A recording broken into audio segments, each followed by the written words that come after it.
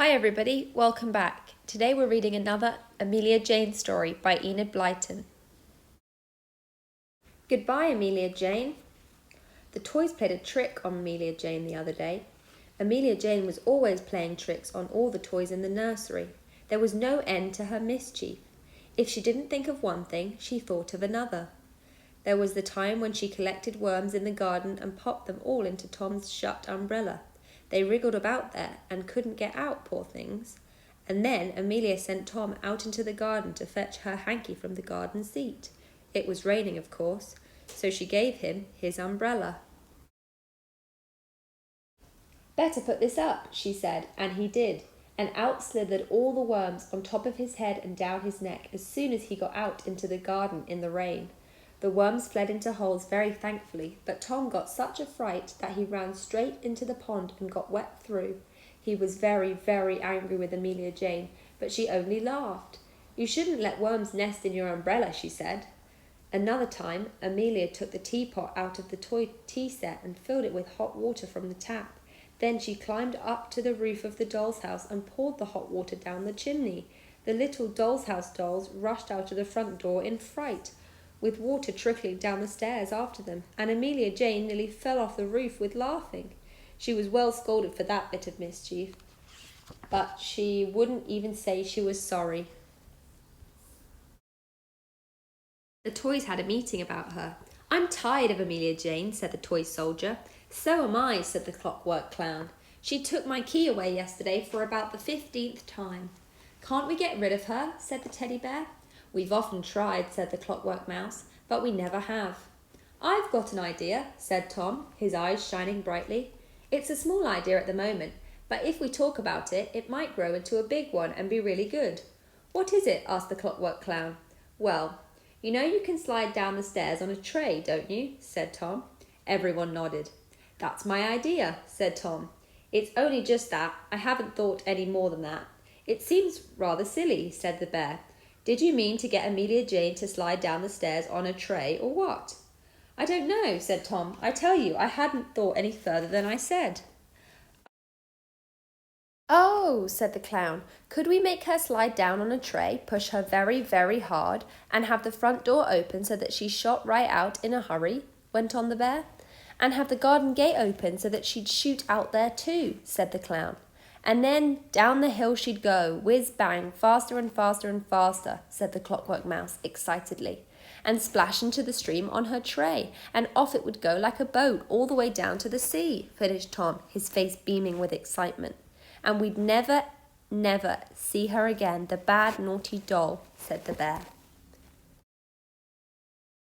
"No, we wouldn't. We'd shout, 'Goodbye, Amelia Jane,' when she flew out of the front door, and that would be that," said Tom. "See what my little idea has grown into, a great big one. I thought it would." Well, the toys talked and talked about their idea and got very excited about it indeed. Surely they could at last get rid of that naughty Amelia Jane.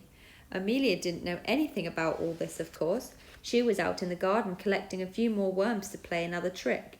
Tom had time to get out the big tin tray from its corner and rub soap underneath it to make it more slippery. "We'll play our trick when everyone is out tomorrow," he decided. "If I stand on a chair in the hall, I can open the front door all right. Now don't say a word about our plan, any of you." The next afternoon the house was very quiet because everyone had gone out. Tom took the tin tray and banged hard on it. Boom, diggity boom. "Stop that noise," said Amelia Jane crossly. "I want to have a snooze." "All right, have one," said Tom. "We are all going to the top of the stairs to play at sliding down on this tea tray. We'll have a lovely time, and we don't want you, Amelia Jane." Well, that was quite enough to make Amelia Jane want to come, of course. "I'm coming too," she said, "and I guess I'll go faster down the stairs than any of you." Off they all went to the top of the stairs. Tom ran down, got a chair, stood on it, and opened the front door. He ran back and had his turn at sliding down. The tray went down to the bottom, bumpety-bumpety-bump, slid a little way down the hall and stopped.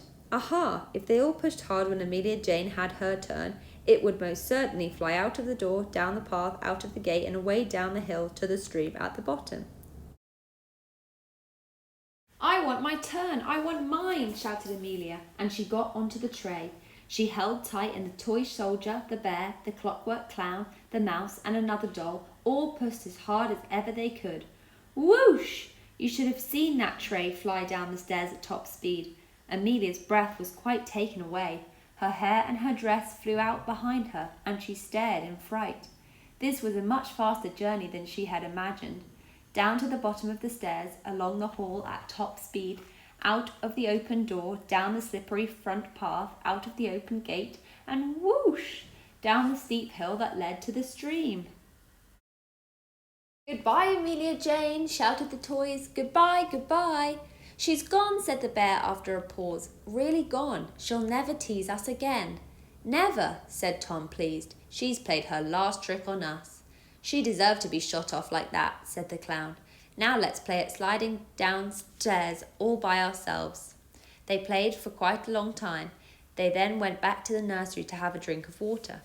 "I just hope Amelia Jane didn't tip off the tray going down the hill and hurt herself," said the bear suddenly. "And I just hope she didn't fall into the stream and get drowned," said the clown. "It seems a bit funny without her," said the mouse. You don't suppose we were dreadfully unkind, do you?" "Not a bit," said Tom. "She deserved to be sent off like that." "But you wouldn't want her to hurt yourself, would you?" said the bear solemnly. "You know, I keep on and on thinking what would happen if she tipped off the tray going downhill. Suppose she fell under a bus, or—" The clockwork mouse gave a squeal of fright. "Don't say things like that. They frighten me. You make me feel as if I want Amelia Jane back." "Perhaps she wasn't as bad as she seemed," said the bear. "You know, I don't feel very nice about playing that trick on her now. I feel sort of uncomfortable." "Puh," said Tom, but he didn't say any more. Well, what had happened to Amelia Jane?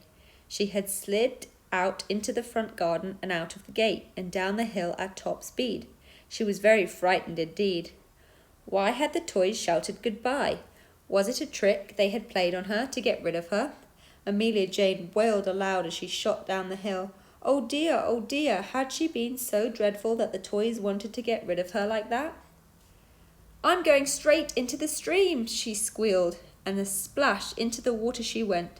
She clung to the tray. It didn't sink, but bobbed on the surface with a very wet Amelia Jane clinging on top. Down the stream she went, bobbing on the waves. She floated for a very long way. Then the tray bumped into the bank, stuck into some weeds, and stopped. Amelia thankfully crawled off onto the land. She was wet and cold and tired. She could see a dog not far off, and she was frightened of him.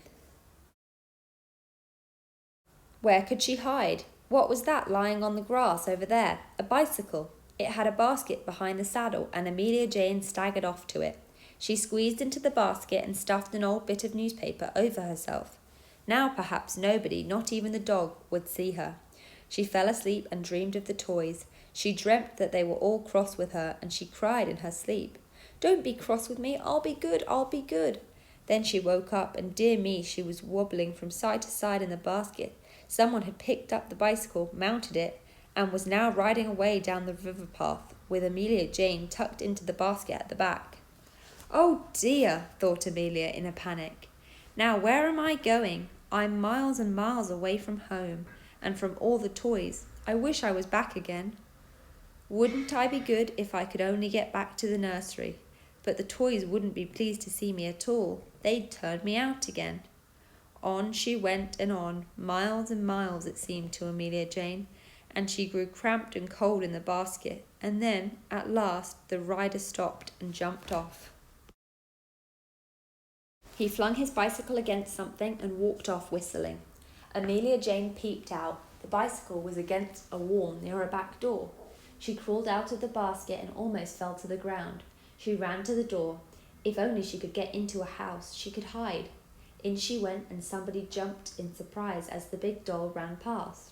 Amelia tore into the hall and up the stairs. She almost fell inside a room and stopped there, panting in fright. And will you believe it? She was back in the nursery again, and there were all the toys she knew, staring at her in amazement. The toy soldier, the bear, the clown, the mouse, and everyone. She had come all the way home in the basket of the bicycle belonging to one of the children. He had gone to the river that day, and then had cycled all the way back, and Amelia Jane was in his basket. What a very, very peculiar thing. "You said goodbye to me, but here I am again," said Amelia in a funny, shaky sort of voice. "It seems as if you can't get rid of me." She burst into tears, and then everyone ran to comfort her. She was patted and fussed, and even Tom kept saying he was glad to see her back. "Oh dear, this is all so nice," said Amelia at last. "I won't be mischievous again, toys. I won't play tricks any more. I'll be just as good as gold." "We don't believe you," said Tom, "but never mind. We're glad to have you back, you bad, naughty doll." "We never really want to say goodbye to you, Amelia Jane." "I don't either. What about you?" The end. Bye.